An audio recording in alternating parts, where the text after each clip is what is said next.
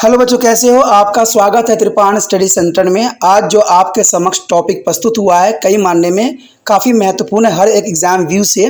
ठीक है, इसमें हम हर एक बात पे विस्तार पर चर्चा करेंगे और वो सारे जो है पहलू पर विचार करेंगे जो अब तक अछूता था। तो चलिए देखते हैं हमारा आज टॉपिक क्या है। सरकार की प्रतिक्रिया। देखा जाए तो सरकार की यहाँ पर प्रतिक्रिया भी काफ़ी महत्वपूर्ण रखता है। ऐसे राजनीतिक माहौल में सरकार ने अपना पहला प्रतिक्रिया दिया है, लेकिन अपराधी दोषी के अधीन पंजाब के संपादक और मालिक दोनों को ही गिरफ्तार कर लिया गया। यानी देखा जाए तो सरकार की तरफ से प्रक्रिया जरूर आई है और इसका परिणाम लैलपुर में एक अन्य स्वाभिस मीटिंग में निकाला जाए, जहां पर लाला लाजपत राय और अजीत सिंह ने 9,000 अवधकारों को इकट्ठे के सामने बोले। कहते हैं बहुत सरकार ने इसके अंतर्गत बहुत से रूल रेगुलेशन बनाए हैं, इसमें कोई दो राय नहीं है, लेकिन कहते हैं जो रूल रेगुलेशन बनाए उनका कोई अर्थ यहाँ पर नहीं रहा। बेशकली यहाँ पर देखा जाए तो लाला लाजपत राय और अजीत सिंह ने 9,000 अवधकारों को इकट्ठा करने में के सामने बोले।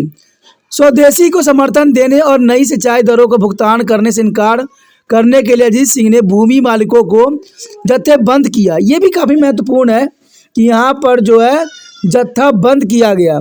लाहौर में नौजवानों की भीड़ का टकराव घोड़ी पुलिस से हो गया।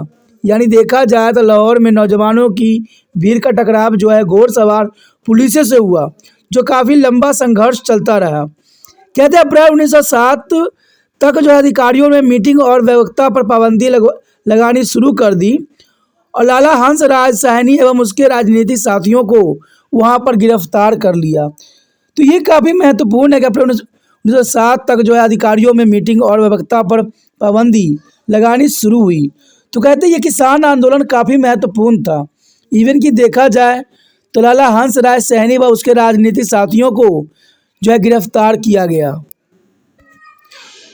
इससे गुस्साए हिंसा और दमन का माहौल पैदा कर दिया। कहते हैं लेफ्ट गवर्नर टेनिस एवोटेशन ने सरकार से सभी तरह की जो है देशद्रोही गतिविधियों को कुचलने का अधिकार मांगे, जो कि काफ़ी महत्वपूर्ण था। अंततः मैं लाला लाजपत राय और अजीत सिंह के अधिनियम 3 के अंतर्गत लोगों में विद्रोह पैदा करने के आरोपियों में गिरफ्तार कर लिया गया। अंत उन्हें बर्मा भेज दिया गया। तो ये काफ़ी महत्वपूर्ण बात है, किसे गुस्साए हिंसा दमन का माहौल पैदा हुआ चारों तरफ। और लेफ्टिनेंट गवर्नर एजेंटस इवेस्टन ने सरकार से सभी तरह के देशद्रोही गतिविधियों को कुचलने के अधिकार मांगे। यानी यहाँ पर देखा जाए तो देशद्रोही गतिविधियों को कुचलने के लिए सभी अधिकार की यहाँ पर मांग कर दी गई। और अंत में लाला लाजपत राय और अजीत सिंह को अधिनियम 3 के अंतर्गत लोगों में विद्रोह पैदा करने के आरोप में गिरफ्तार कर लिया गया तथा उन्हें बर्मा भेज दिया गया। और यह किसान आंदोलन की चरम सीमा थी। ये किसान आंदोलन की सबसे महत्वपूर्ण टर्निंग पॉइंट थी। कहते हैं रामापिंडी में कुछ राजद्रोही साहित्य पकड़े गए और इसके लिए पिंडी दास को गिरफ्तार करके जेल के जो है सिखाचों में डाल दिया गया। यानी देखा जाए तो 4 दीवारियों में इनको कैद कर दिया गया। और जसवंत राय और अथलेव और रामापिंडी में सभा आयोजित करने के आरोप में जेल की सजा दे दी गई। तो ये किसान आंदोलन का जो है सरकार के प्रति सरकार की जो प्रतिक्रिया थी वो देखने को हमें मिल रहा है। जैसे जैसे किसान आंदोलन गति पकड़ने लगा और आम जनता में भी लोकप्रिय होने लगा, सरकार की नींद खराब होने लगी। उन्होंने प्रांत की बिगड़ती हुई खतरनाक स्थिति को अनुभव किया और इन परिस्थिति को देखते हुए उस समय के भारत के गवर्नर जनरल लॉर्ड मिंटो को बिल वीटो करने के लिए मजबूर होना पड़ा। तो ये बात काफ़ी महत्वपूर्ण बात है कि जैसे जैसे देश की हालत बिगड़ने लगी, गवर्नर को भी सोचना पड़ गया। इसलिए गवर्नर जनरल लॉर्ड मिंटो को बिल वीटो करने के लिए मजबूर होना पड़ा और इसके अनुसार पंजाब को जेलों में कैदी बनाए गए सभी किसानों को रिहा कर दिया गया और उन्हें बर्मा भेज दिया गया। उन्हें छोड़ दिया गया और वापस पंजाब आने की अनुमति दे दी गई। इस प्रकार 1907 का किसान आंदोलन समाप्त हुआ। तो ये काफ़ी महत्वपूर्ण है कि यहाँ पर सरकार की सकारात्मक पहलू न देख के नकारात्मक पहलू यहाँ अधिक नज़र आई और फिर बाद में सरकार ने अपनी गलतियों सुधारने के लिए सभी किसानों को जो है आज़ाद कर दिया। क्योंकि ये इनका कोई अपराध था नहीं। अब चलिए देखते हैं विद्रोह की परिणाम क्या निकला। आगे विद्रोह की परिणाम को चर्चा करने से पहले एक प्रश्न आपके मन में उठ रहा होगा कि यहाँ पर लाला लाजपत राय के साथ अजीत सिंह का भी नाम आया है। लाला लाजपत राय के बारे में तो आपको भली भांति ज्ञान है, बट अजीत सिंह के बारे में आपको थोड़ा कम नॉलेज होगा। तो मैं बता दूं कि अजीत सिंह जो 1907 ईस्वी के कृषक विद्यमानों विद्रोह में जो है सरदार अजीत सिंह का महान क्रांति नेता के रूप में उभरा। यानी 1907 ईस्वी के कृषक विद्रोह में सरदार अजीत सिंह एक महान क्रांतिकारी नेता के रूप में उभरे और अजीत सिंह किशन सिंह और सूफी आवा प्रसाद के प्रयत्नों के कारण अंजुमन मुहाविन ए वतन स्थायी हुए, जिसे भारत माता सभा से भी जाना जाता है। यानी देखा जाए तो अजीत सिंह जो थे अंजुमन मुहिवान ए वतन साथी हुए, जिसे भारत माता सभा के नाम से भी जाना जाता है। अजीत सिंह के प्रयत्नों से अमृतसर और लाहौर के किसानों में भी जो है अवामी मीटिंग करा के बारी दुआब नहर पर बढ़ी पानी के जो है शुल्क दरों के विरुद्ध विद्रोह किए और नए दरों के देने से इनकार करने का जो है भत्ता पास किया। तो ये बात काफ़ी महत्वपूर्ण थी कि अजीत सिंह ने जो पानी के शुल्कों में वृद्धि की गई थी, इनके खिलाफ इन्होंने किसानों का जो है मोर्चा तैयार किया। तो अजीत सिंह के बारे में आपको पता चल गया होगा कि अजीत सिंह कौन थे। अब चलिए हम देखें विद्रोह के परिणाम क्या निकले, विद्रोह में क्या किसानों को सफलता मिली या न मिली। तो ये सारी बातें हमें जो है विद्रोह के परिणाम को देख के ही पता चलेगा कि आखिर विद्रोह का परिणाम कैसा था। 1907 ईस्वी के कृषक आंदोलन के सत्य की बस्तीवाद राज्य के विद्रोह विरुद्ध जो है पंजाब के लोगों का पहला महत्वपूर्ण संघर्ष कहा जा सकता है और इसके परिणाम काफ़ी महत्वपूर्ण निकले। देखा जाए तो सबसे पहले जो है कॉलोनाइजेशन बिल में संशोधन, कॉलोनाइजेशन जो है बिल में संशोधन किया गया। कहते हैं विश्व विद्रोह के परिणाम स्वरूप वायसराय ने जो है कॉलोनाइजेशन बिल ये वीटो कर दिया गया, बिल को जो है वीटो कर दिया गया और पंजाब सरकार ने पानी की बढ़ रही दरें आपस लेनी पड़ गई, क्योंकि कहते हैं पहले सरकार ने इनको जो है फ्री का लालच दिया और बाद में जब इनकी सिक्का नहीं चला तो पानी के दरों में जो है बहुत काफ़ी वृद्धि कर दी। एक अधिकृत जांच ने यह स्थापित कर दिया कि पानी की दरों की वृद्धि के विरुद्ध किया गया विद्रोह काफ़ी हद तक वाजिब था, क्योंकि पानी प्रत्येक व्यक्ति प्रत्येक जीवन के लिए महत्वपूर्ण है। इसलिए आज भी मैं यही बात की वकालत करता हूँ कि ना तो किसी को पानी फ्री में मिलना चाहिए और ना ही पानी को हम वेस्ट करना चाहिए। सरकार जो आज ये पैतरा अपना रही है, फ्री करने की बात कह रही है, कहते हैं अगर हम फ्री कोई चीज़ कर देते हैं तो लोग उसका महत्व को भूल जाते हैं।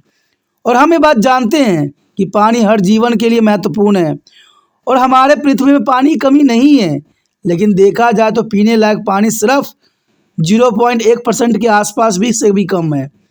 तो ये बहुत बड़ी विडंबना है, लेकिन फिर भी आज इंसान जो है पानी का कदर नहीं समझ रहे हैं और सरकार जो है पानी पे अपनी राजनीति कर रही है।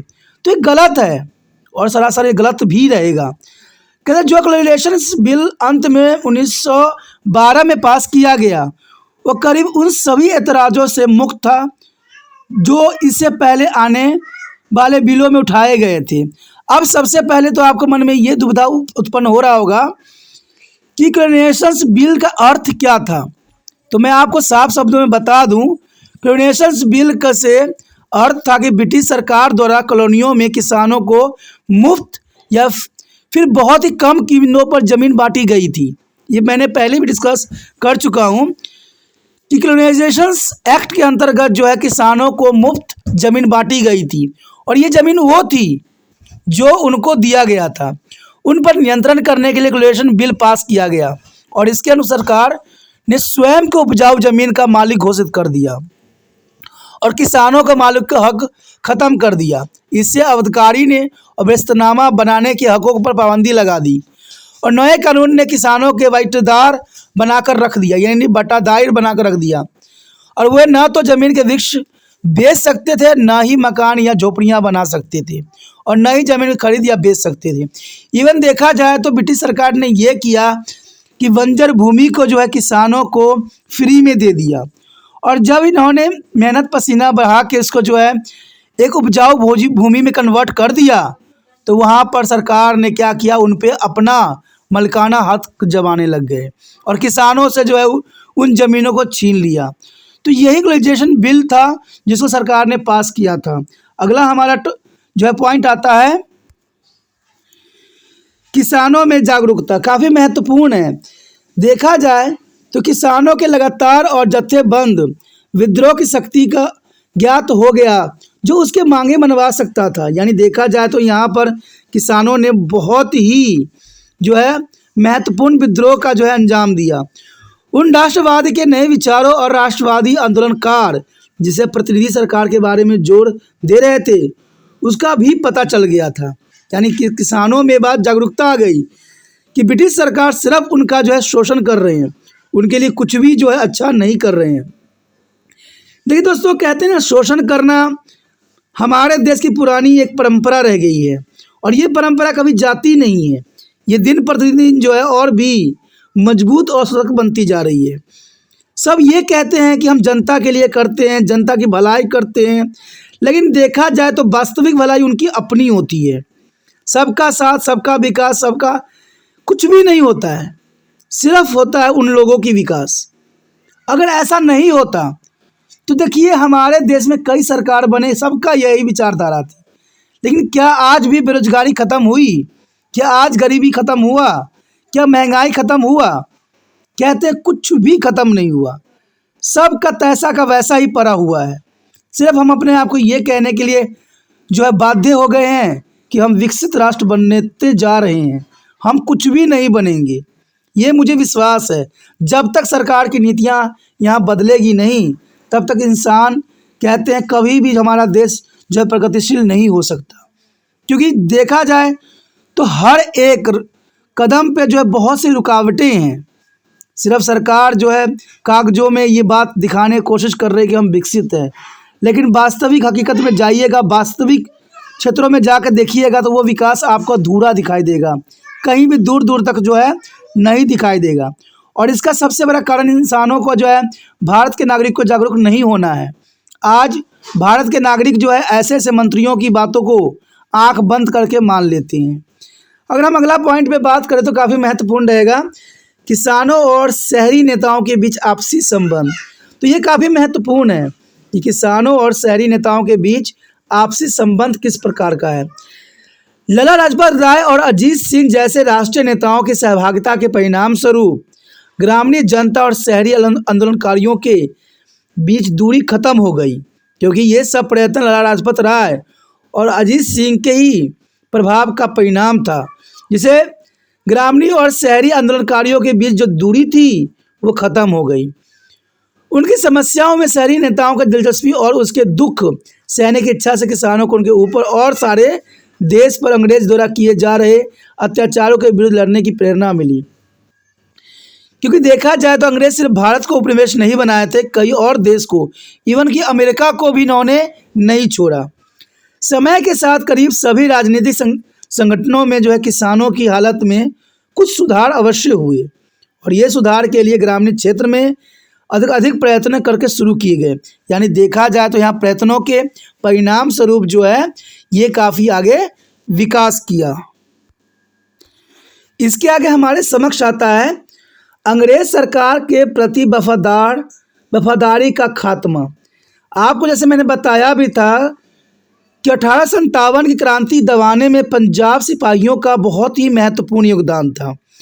अगर पंजाब के सिपाही अगर अंग्रेज़ों की मदद नहीं करते तो 1857 में भारत आज़ाद हो गया होता।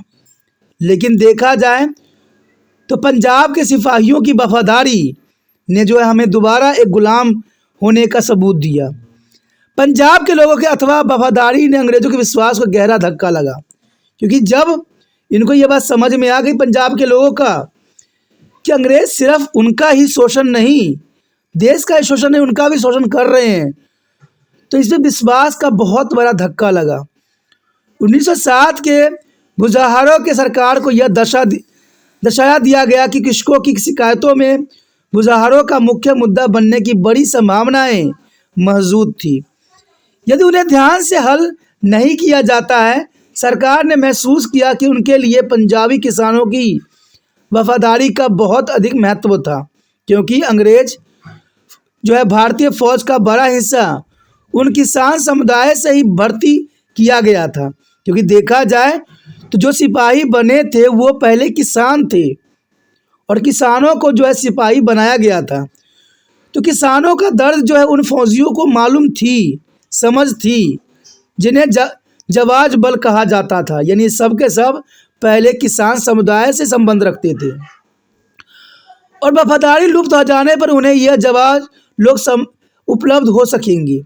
तो देखा जाए तो अंग्रेज सरकार के प्रति वफादारी का खत्म होना ही जो है अंग्रेजों को जो है पतन की तरफ ले गया।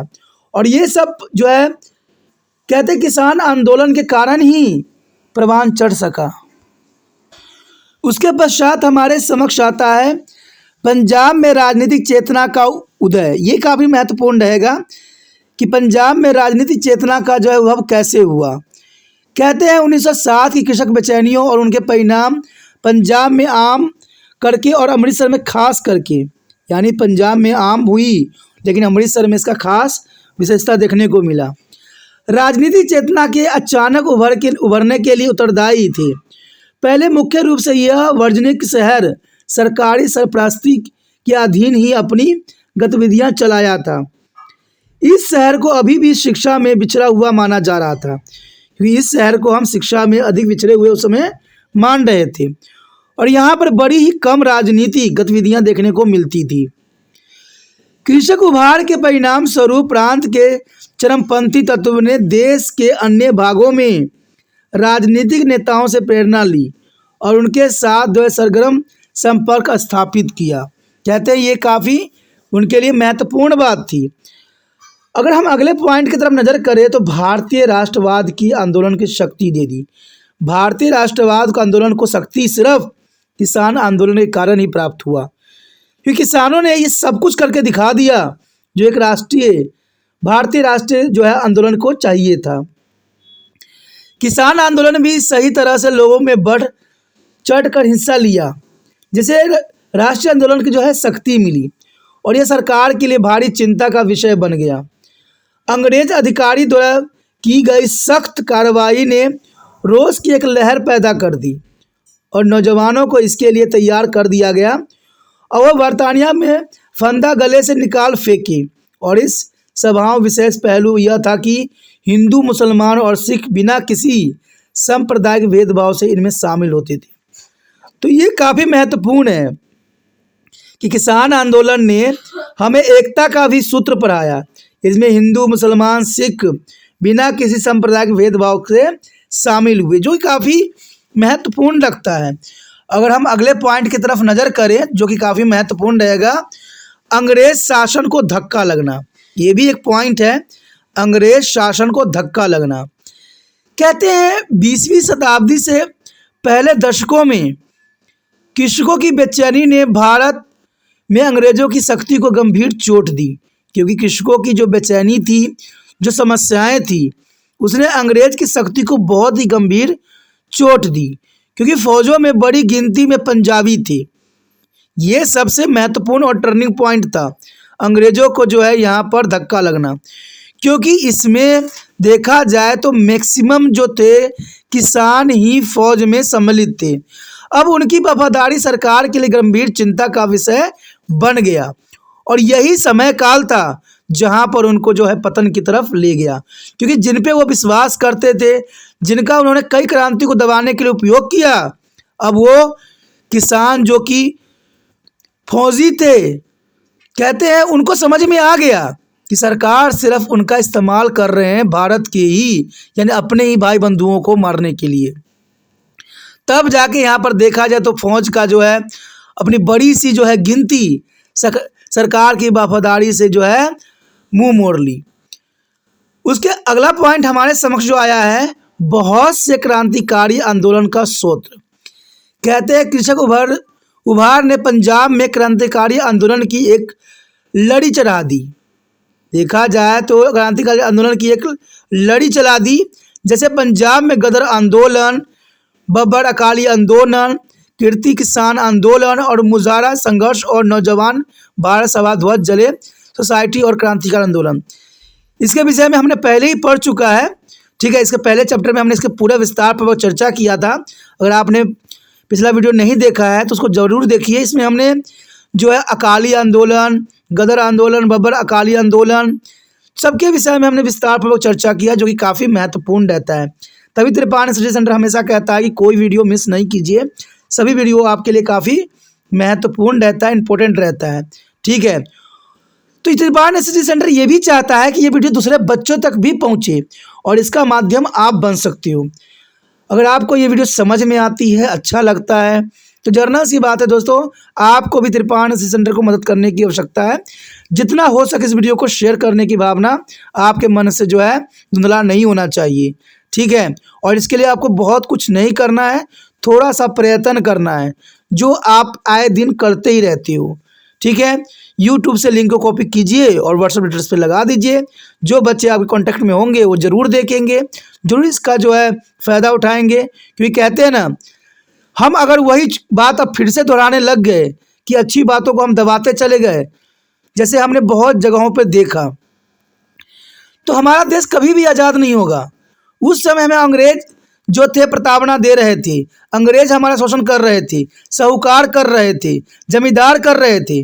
और आज के समय देखा जाए, जो हमारे द्वारा चुने गए नेता हो, हमारे द्वारा बड़े बड़े कंपनियों को जो समर्थन देने की बात हो, चाहे से फाइनेंस कंपनियां सब हो, सब आपका शोषण करते ही रहेंगे।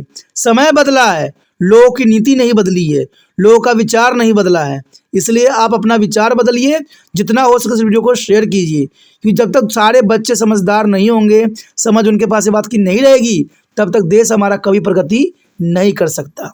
पहली बार वीडियो देख रहे हो, पहली बार मेरे चैनल पे आए हो, तो जर्नल सी बात है दोस्तों, चैनल को सब्सक्राइब करके अपने मोबाइल में सेव कर लीजिए, तभी जो है आने वाला वीडियो का नोटिफिकेशन आपको प्राप्त हो सकेगा। सोचिए नहीं, विचार न कीजिए, चैनल को सब्सक्राइब करके अपने मोबाइल में सेव कीजिए।